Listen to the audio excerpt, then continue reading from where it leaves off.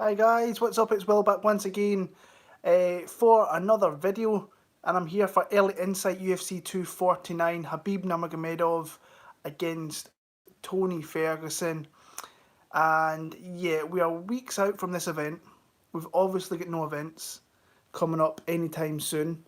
This is the next one they're slating to say that's going to take place. I don't know if that's going to be the case because they're not going to be fighting in Brooklyn.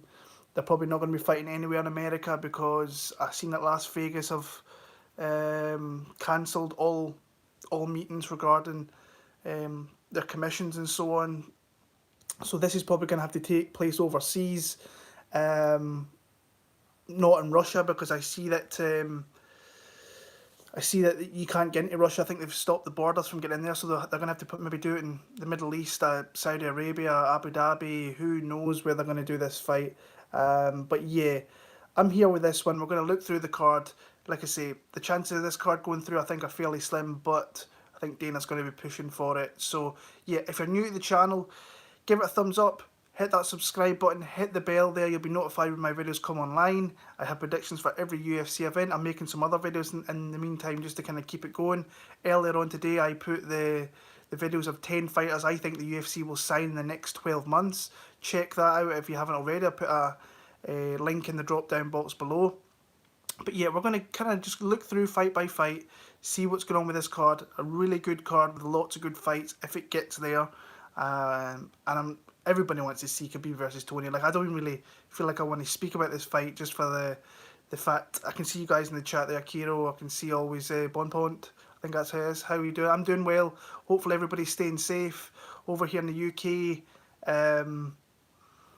Everything's kind of been shut down pretty much. It's pretty much going to be a lockdown for the next 3 weeks. So yeah, I've been doing a lot of things, watching old fights, watching my favourite fights, watching new fighters that are coming up through the sport. So yeah, and like I said, I just really wanted to talk about this card and try and take my mind off it, and hopefully some good karma that this fight kind of goes ahead, because I think everybody's just dying to see this fight. Khabib Nurmagomedov against Tony Ferguson. It's just I think, I don't know how many times I've actually made a prediction video for this fight in the past for it to fall through. So yeah, let me see. Right, we're going to start down the bottom of this card. Shamil Abdurrahimov is on the card.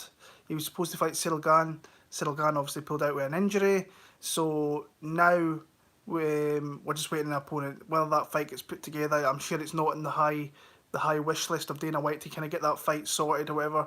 So yeah, we'll move on. Hunter Azure against Umar Nurmagomedov. This is a good fight. I had a lot of fun watching Umar Nurmagomedov. Now you might recognise that surname. It's Khabib's little cousin. If you watch Anatomy of a Fighter on here on YouTube, it's a great series that they do. He's on there predominantly a little bit. They're filming him a little bit, and I think he's 23 years old, fighting out of Russia. I've totally forgot his record off the top of my head. I want to say it's 12-0, 12-0, and he's a really good fighter. He is solid. He's different from obviously his big cousin Khabib. He's a striker, but his last few fights you've really seen his grappling come into play. He's a really good kicker. Is Nurmagomedov. He kind of leads off with these high kicks, and he's got good jabs and good feints, and off any side, off the southpaw, the orthodox stance, he is really good out either stance, and he fades off very well. He's never straight there. He's never there to kind of hit and straight away. He kind of feints off to the sides very well, and it's just a really good fighter. Love his striking. Love his kicking game is phenomenal. Whether it goes low.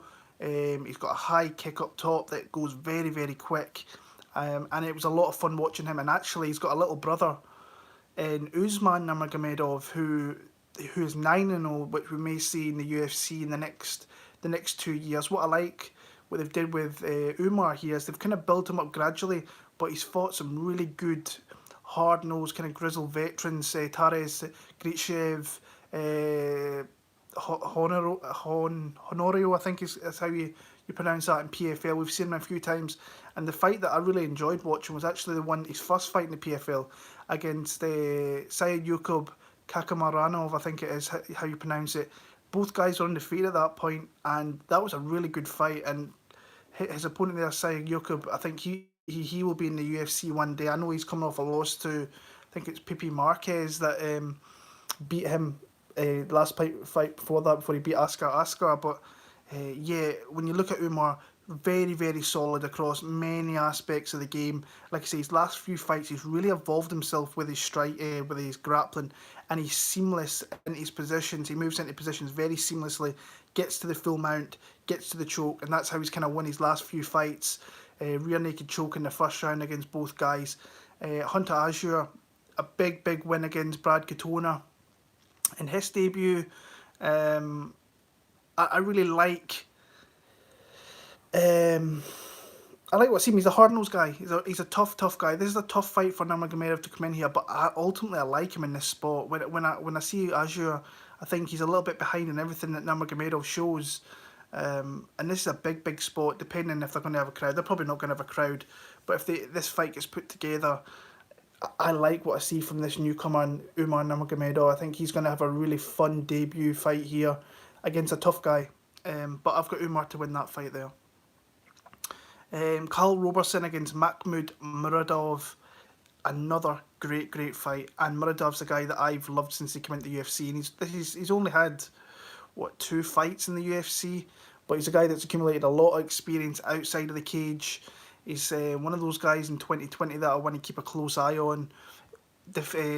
Ended 2019 with an absolute bang. The knockout in the third round of Trevor Smith. That straight... was it straight? I think it was an overhand straight down. It was an overhand straight over the top and absolutely knocked. I think it knocked the mouthpiece of Trevor Smith out. Vicious knockout. Nice decision win over DeSharico. DeSharico probably feel like he probably should have won that fight. And some people, actually think I thought he won that fight, and I bet Mahmoud as an underdog, plus 150, which was a crazy line at the time when I was looking at that now. But now he's got Carl Roberson, who actually I bet against last time. Had him against Roman Kopylov, and I thought he had his best performance he's had in the UFC, honestly. I thought he looked really good, getting a beautiful finish there in the third round after kind of getting an eye poke. Obviously, a kickboxer by trade. Both guys are good kickboxers, to say the least. But I think that Muradov can really change up a little bit. I think he can get reactionary takedowns, take the fight to the ground. I think he's a little bit longer off memory. But I like Mahmoud. I think that he's really going to establish himself as being a really good fighter. But he's got a tough fight here against Roberson, who's obviously got kind of more experience of bigger fights. And in saying that, when I say bigger fights, so Carl Roberson's faced guys like Glover Teixeira, which anytime you can fight a guy like that early on in the UFC tenure, even Jack Marshman, who's got a lot of experience, went to a very close split decision against Wellington Turman, which was... Turman's a tough guy to face as well. I like Muradov, but like I say, all these fights, I've not really watched too much into them. I'm going to do that over the next few weeks. We'll probably have plenty of time to do that. But I like Muradov, but Roberson's going to give him a good fight. That could be fireworks in that fight if it happens there. Sijara Eubanks against Sarah Moras. I've got Sijara in that fight. I will not be looking into that one all that much. I think Sarah Moras is really low in the kind of echelons of that kind of the UFC, really. And she got that win over Liliana Jojua, and that was a bad pick on my part, picking Jojua, because Jojua looked she looked trash, and I shouldn't really be saying that about a fighter, but she looked trash, and Sarah Moras kind of really had her way with her, really got the finish there. I can see you guys in the chat there. What's up, Aussie MMA? Like I say, I think we're all kind of really wanting a card back. It's weird not having any kind of MMA when the UFC kind of pump in week out, especially when you know what the next card is and what fight is at the top of this card. You really want it to come together. Let's just hope and pray that kind of takes it happens somewhere in the world. Even though I'm not so sure it will. I think we're going to be lucky to have fights any time before May, but. I know that Cage Warriors managed to pull it off. Maybe the UFC can pull something out their backside here and make this fight. So yeah, I can see you guys in the chat there. I appreciate you. I've got Sijara Eubanks. I think she's a better boxer. I think she's got the jiu-jitsu that she's got the jiu-jitsu to really stop Sarah Morris being really kind of dominant in that area, and that's something that she can clasp onto kind of arm bars and stuff like that. But she's easy to take down. She's easy to box up, and the jiu-jitsu I think is more on Sijara Eubanks' side, and she's coming off that loss to Betchka here, so she really needs to bounce back and get a win here. I've got Sijara Eubanks in that spot. Ben Rothwell against Gian Villante. I'll probably pick Ben Rothwell. Villante, both guys I think are kind of on their way out. But the kind of last kind of spot of desperation, in my opinion, is Villante moving up to heavyweight, where he's a guy that can get knocked out pretty, well, I shouldn't say pretty easily, but he has been knocked out. I mean, he got knocked out by Mikhailo Sejuk, where it was a beautiful body shot, not taken away from the guy. But now you're moving up to the land of the kind of heavy hitters. Ben Rothwell hasn't looked great since he came back from that USADA suspension. He looks like he's kind of really turning up for a paycheck, really. But he's, I think, what's the stats with these two, actually? I want to see what the difference in size is between them. Because Ben Rothwell's, what, 6'7" or something?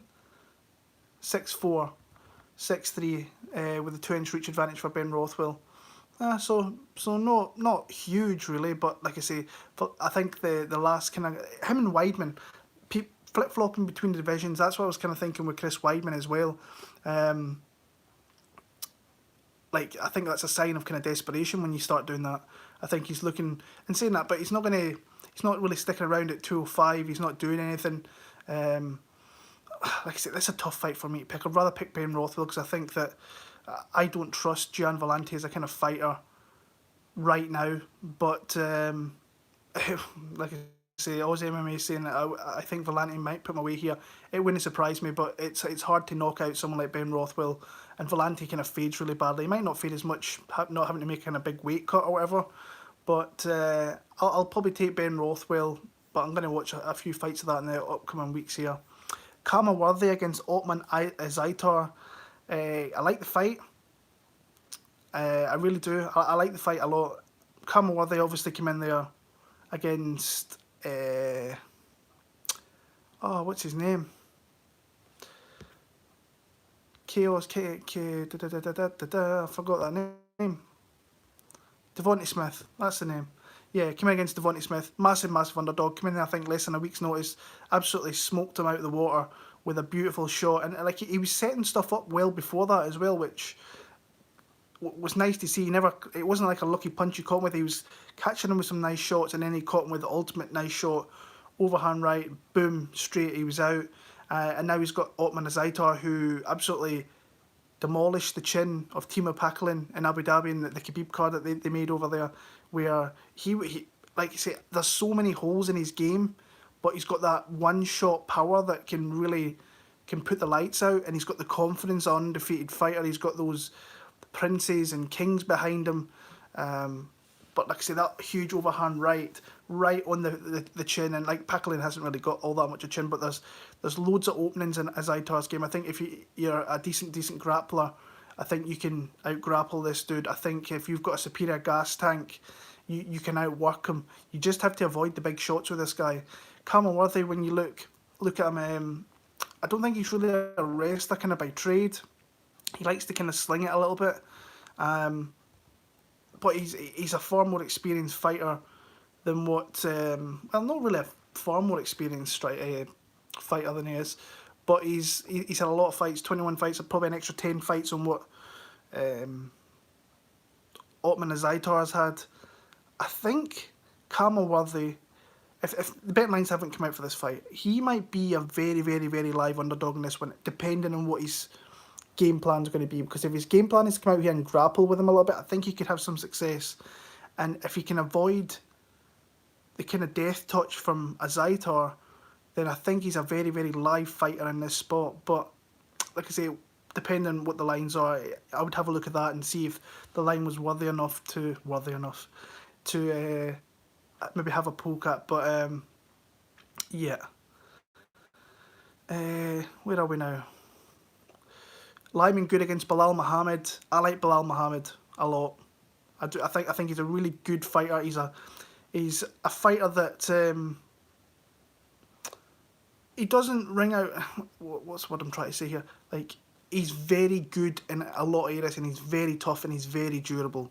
And he beats guys like this up, in my opinion, that doubt themselves. And Lyman Good, to me, he still doubts himself in spots, even though he's um, coming off looking probably as good as he ever did in that win over Chandra Encounter, where he knocked him out in the third round, kind of stopped some of the takedowns. Chandra Encounter was trying to really grapple with him, kind of like he did to Nurmagomedov, and then eventually he caught him with that big shot in the third round off that. But like I said, I like Bilal Muhammad to kind of in every spot here, as long as he doesn't hit Bilal with the kind of like what Luki did. Luki caught Bilal Muhammad square in the chin, knocked him out, deadly shot. I think Bilal Muhammad across 15 minutes will just totally outwork. He will outland Lyman Good, and I just think this is a really good spot for Bilal Muhammad here, as long as he doesn't get caught with a big shot. And that's what Lyman Good can do sometimes. You've seen that in the Ben Saunders fight. Ben Saunders was having some... he always kind of starts off well, but he fades really badly, and it doesn't take much to knock him out. Bilal's got a bit more of a chin. He can take a better shot. It has to be a really pinpoint, accurate shot if you're going to take out someone like Bilal Muhammad. I just like Bilal Muhammad to completely outwork Lyman Good over 15 minutes. So I've got Bilal Muhammad in that spot there. Uriah Hall against Jacare Souza. Like I was saying with Gian Villante and Chris Weidman, this flip-flopping between divisions to me is a little bit of a red flag. And now he's went up to 205, lost that horrible fight against Jan Blachowicz. And now he's moving back down to middleweight. I read something today, like he's still training, he's in his gym doing it. But he was always going to do more in his home gym than he wasn't going to go to his normal gym as much. He wanted to kind of keep it close and do in a home gym in his garage, supposedly. And he's got Uriah Hall here. I actually quite like Uriah Hall in this spot, and I don't know why I should. Like, sometimes I'm a sucker for picking Uriah Hall fights. And I've been not lucky, I've picked the right side a few times, and I've also, I kind of know I know the time to really jump off him. I was on him in the Antonio Carlos fight, I was on him in the Bevon Lewis fight, and then I was obviously pretty heavy on Paulo Costa in their fight, but yeah, I thought he looked as good as he kind of has done it. I thought he put a kind of thorough performance against Antonio Carlos Jr. there, where in spots he looked like he was kind of improving. Fortis MMA is a gym obviously that can improve you as a fighter. Uriah Hall's maybe got that kind of head coach in Saif Saud that's maybe going to take him to the next level. And he's striking. Once his striking gets going, like he can work a really good jab, and he's always got that power and athleticism to land a shot at any time and knock you out. Still got taken down a couple of times against Antonio Carlos Jr., which is obviously a worry. Carlos Jr. is very, very good with his jiu-jitsu, as is Ronaldo Jacare Souza. To say 248, my bad. I'll get that sorted. But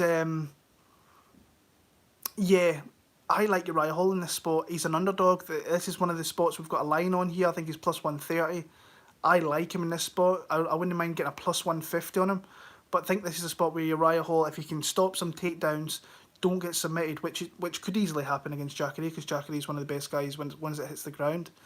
But if this kind of goes on and Uriah starts to establish his striking, I think he can knock out Jacare Souza personally. So I'm probably going to pick Uriah Hall in that spot. But like I say, I'm looking forward to looking into that a little bit more. Where are we? We are at the main card now. We've got Jeremy Stephens against Calvin Kattar. Great fight. Banger of a fight. Big fan of both guys. Jeremy Stephens is obviously coming off that loss to Yair Rodriguez, where he fought him over a couple of fights and they had the eye poke and whatever. And Calvin's coming off that three-round loss to Zabit in Russia, which I think if that was a 5-round fight, like main event should be, I think Calvin Kattar would have won that fight in Russia. So yeah, like you've got the heavy power striking of Jeremy Stephens, who kind of flings bombs, not as technical as what Calvin Kattar is.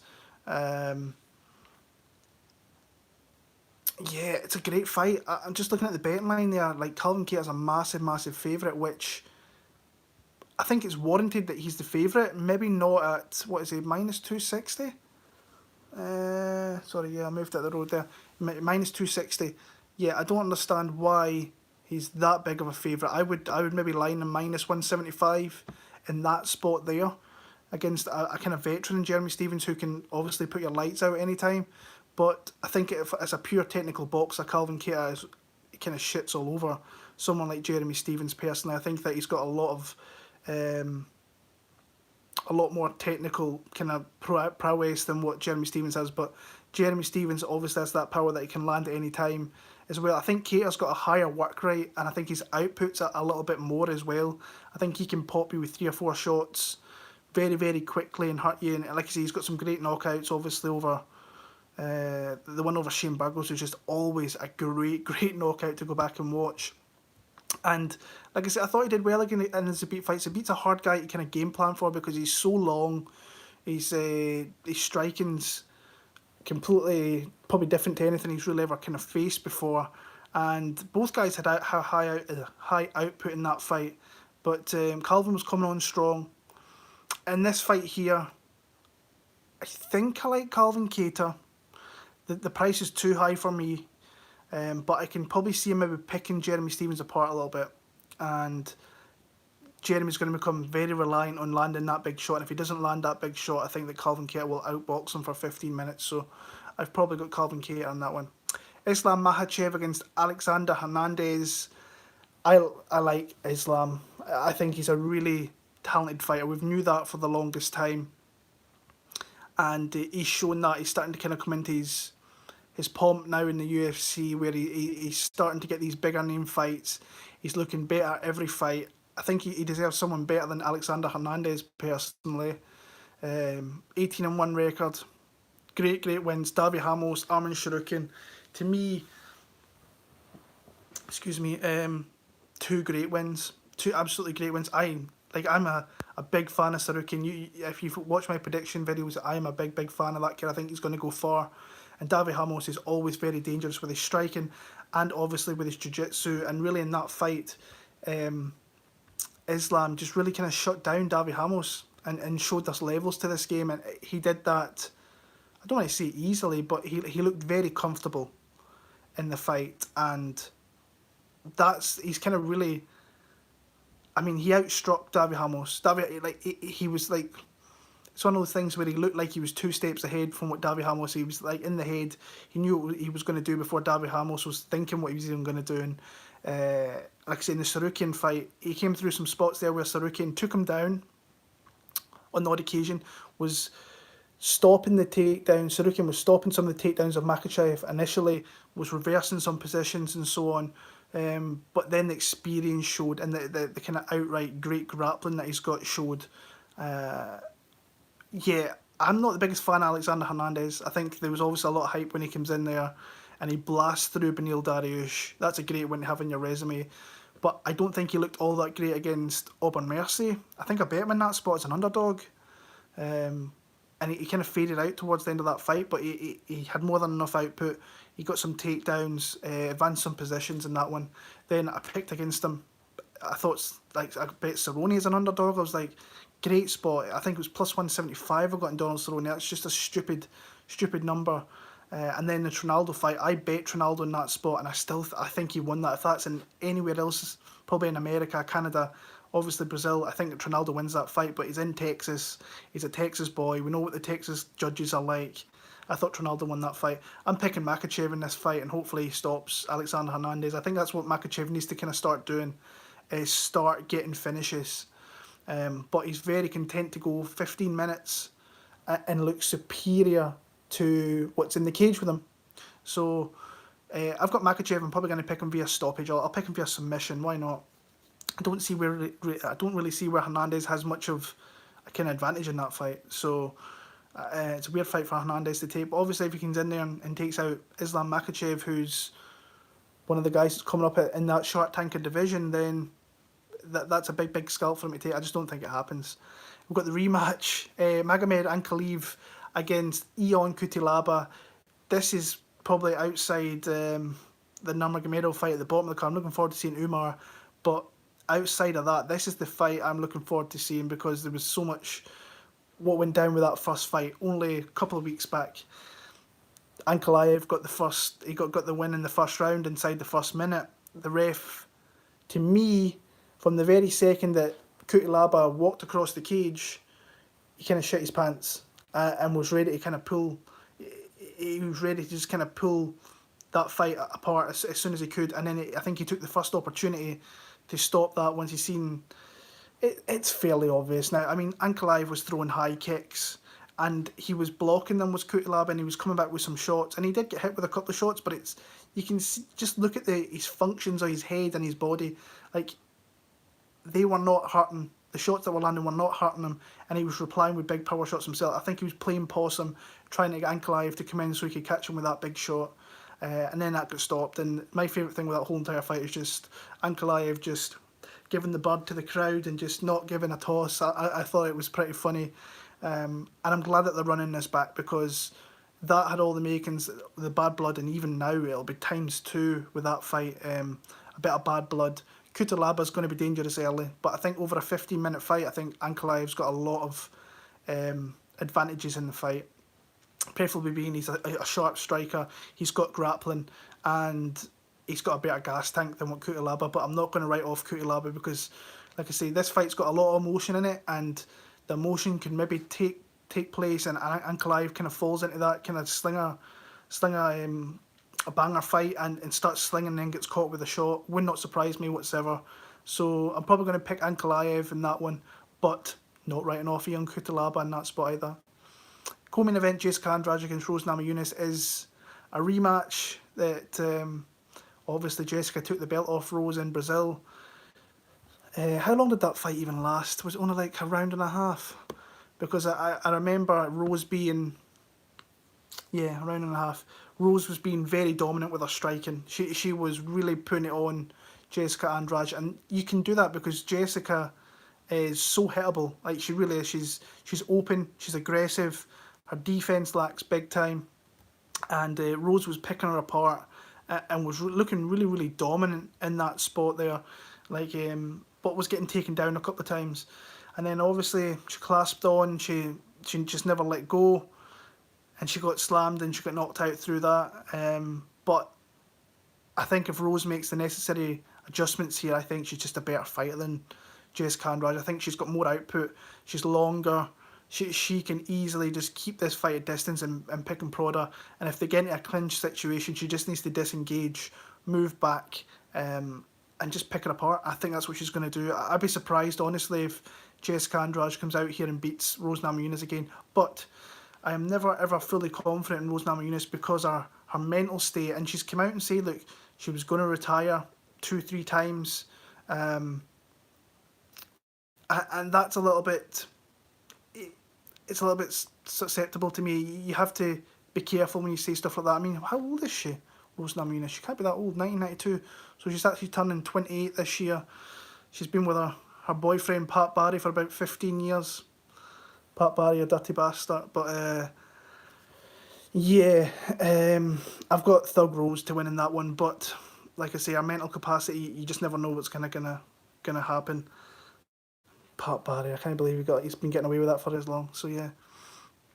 And obviously the main event of the night, you've got Khabib Nurmagomedov, the reigning, defending, greatest maybe UFC lightweight champion, Khabib Nurmagomedov, against the absolute madman that is Tony Ferguson, who is going to bring this fight to Khabib Nurmagomedov. And there is so much bad blood between these two, because I believe this is the 5th time that they've tried to make this fight, and I thought they was maybe going to get there, and then we've got this COVID-19 and it might not take place. Like I say, I think if they're going to do this fight anywhere, it's going to be in the Mid-East, with like Saudi Arabia and Abu Dhabi probably being your best spots for putting that fight together. I don't see it being in America, I don't see it being in Canada, I don't see it being in Russia, with all these borders and all these states being shut down.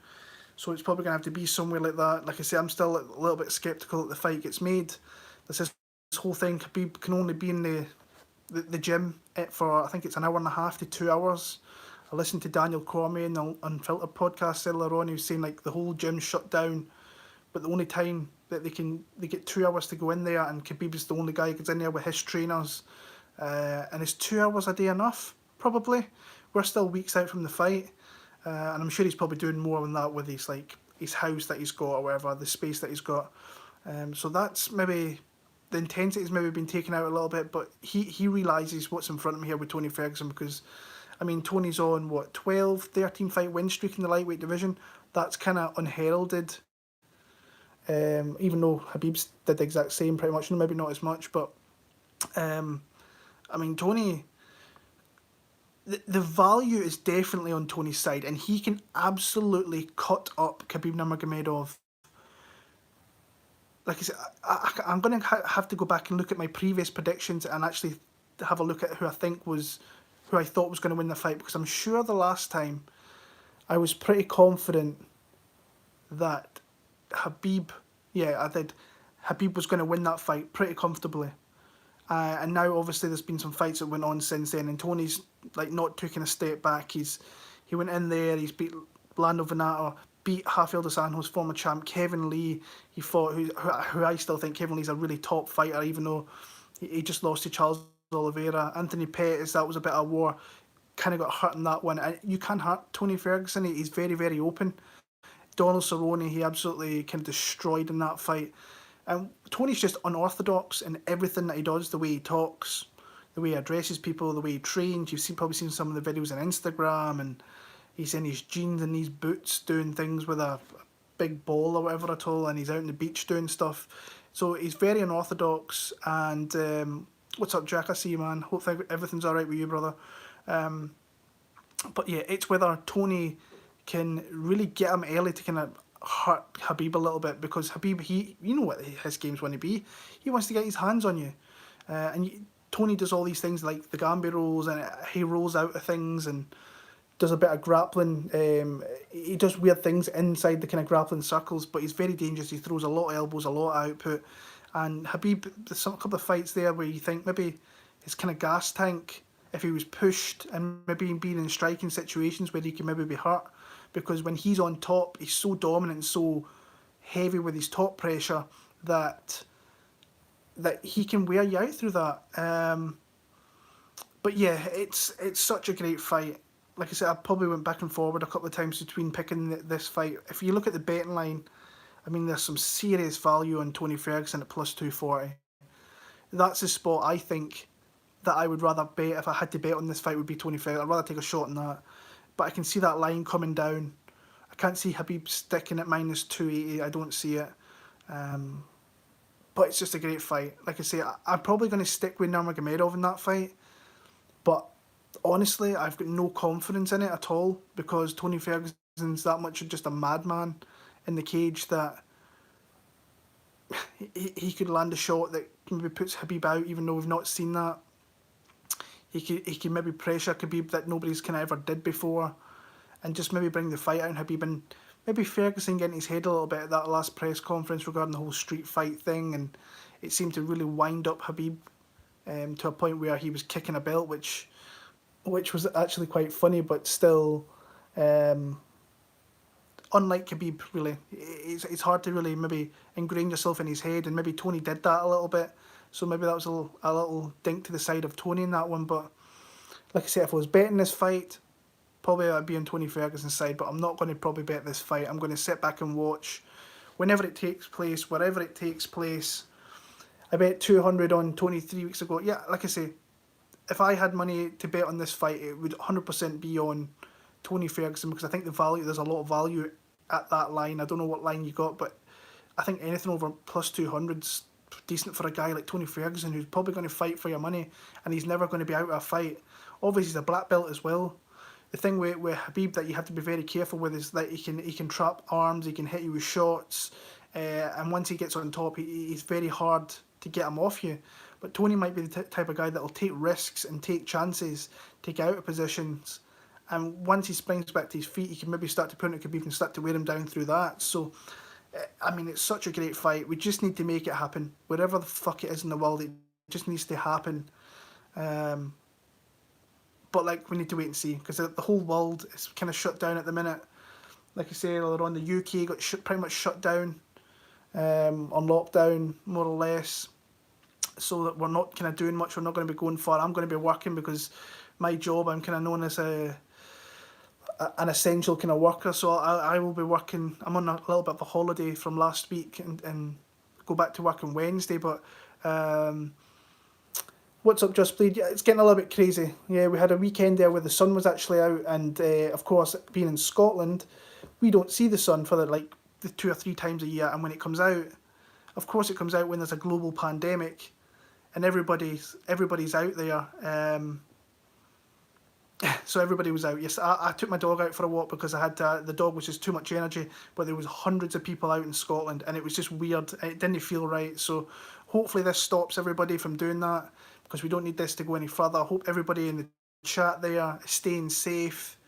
It's a tough time. There's no sports. There's nothing. It's just a rough time. But I'm kind of looking into the prospects of fighters coming into the UFC Dana White Contender Series. I'm looking at that. I was watching some of my favourite fights over the weekend there as well, with Lena Garcia and Korean Zombie.